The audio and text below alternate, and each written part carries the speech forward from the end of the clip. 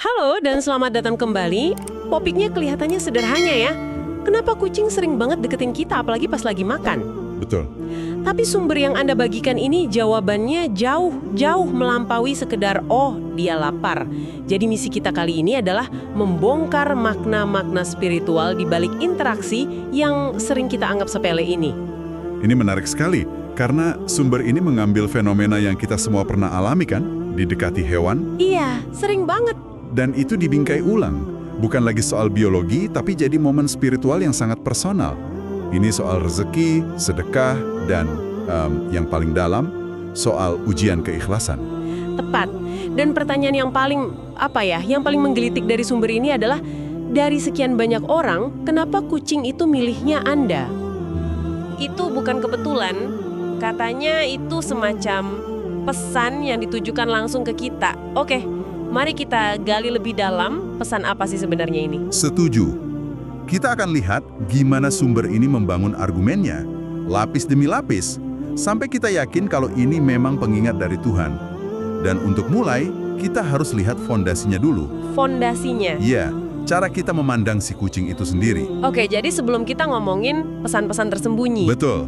kita luruskan dulu persepsinya. Yap, Sumber ini di awal menekankan satu hal yang krusial banget, betul. yaitu status kucing dalam Islam. Ditegaskan kalau kucing itu bukan hewan najis. Nah, ini kuncinya. Kelihatannya simple, tapi ini kayaknya gerbang utamanya ya.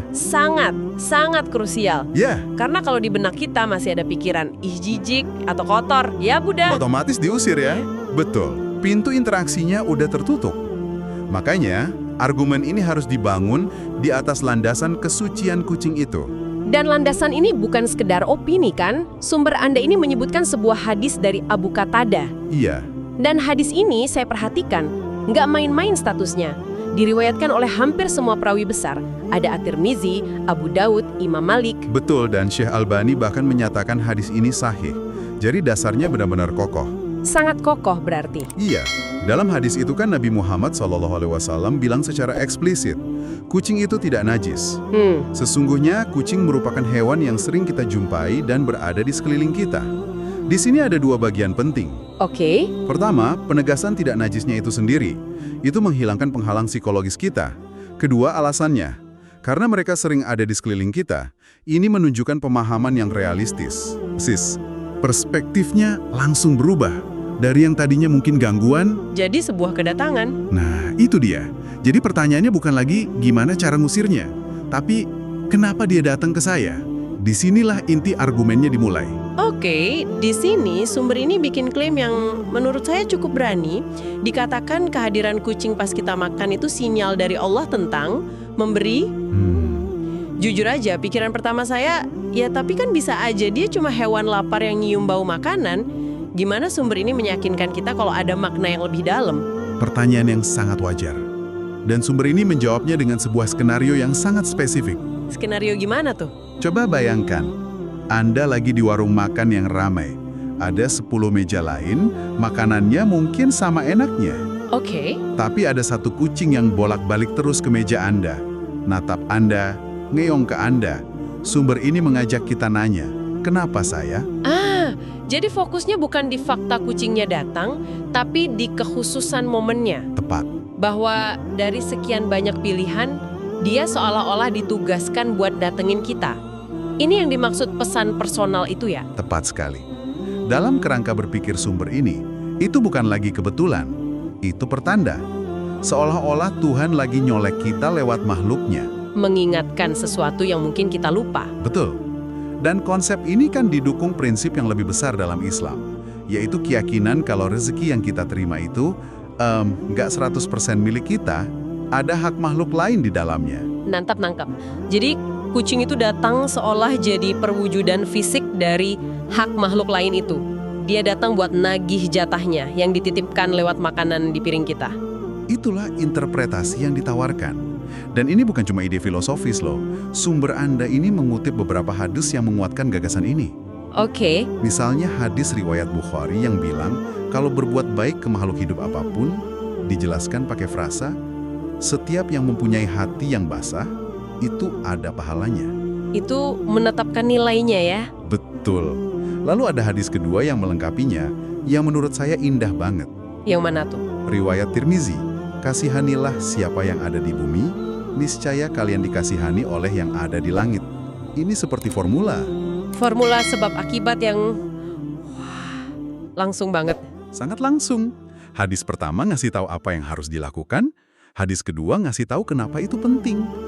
Jadi pas kucing itu datang, dia bukan cuma bawa perut lapar. Tapi juga bawa kesempatan buat kita.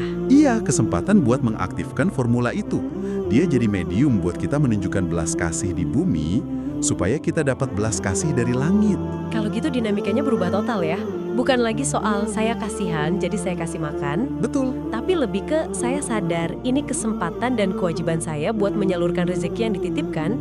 Pergeseran ini walaupun tipis, tapi dalam banget rasanya. Sangat dalam.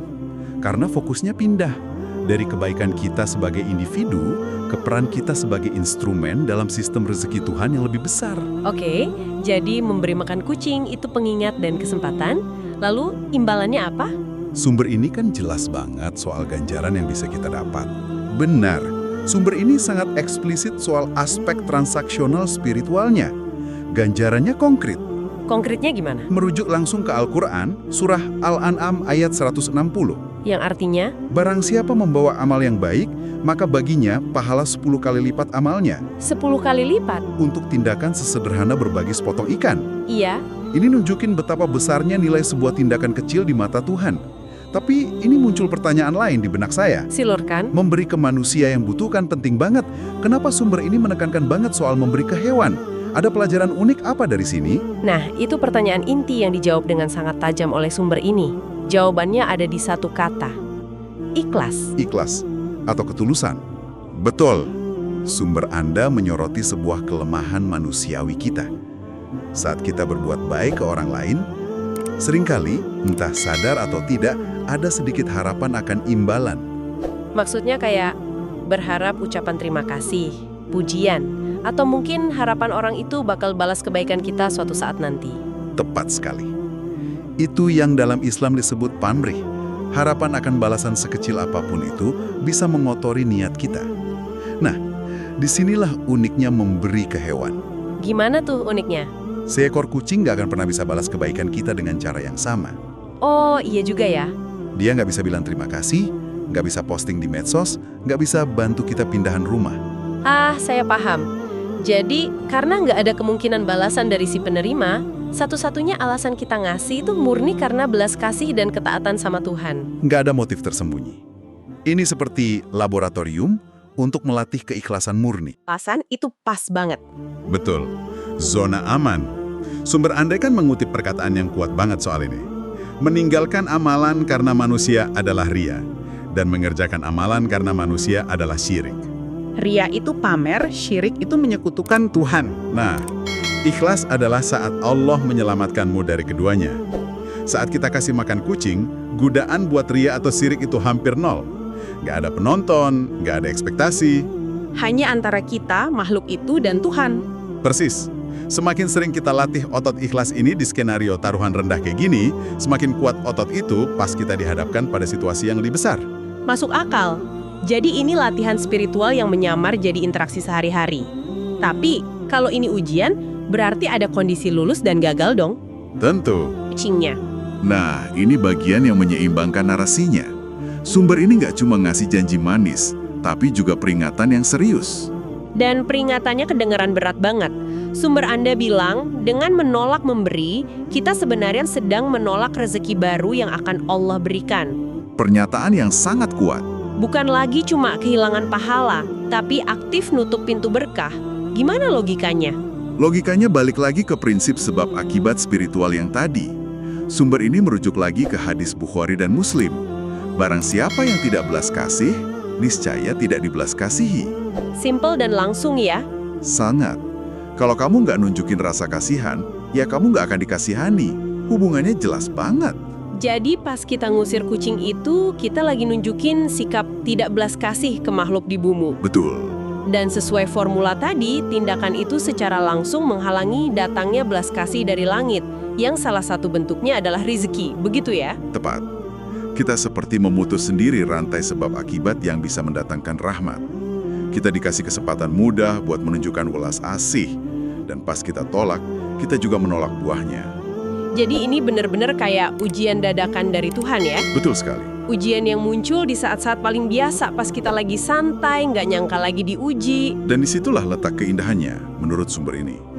Ujian keimanan itu nggak selalu datang dalam bentuk musibah besar. Kadang, Datang dalam bentuk seekor kucing kurus yang ngeong di bawah meja. iya.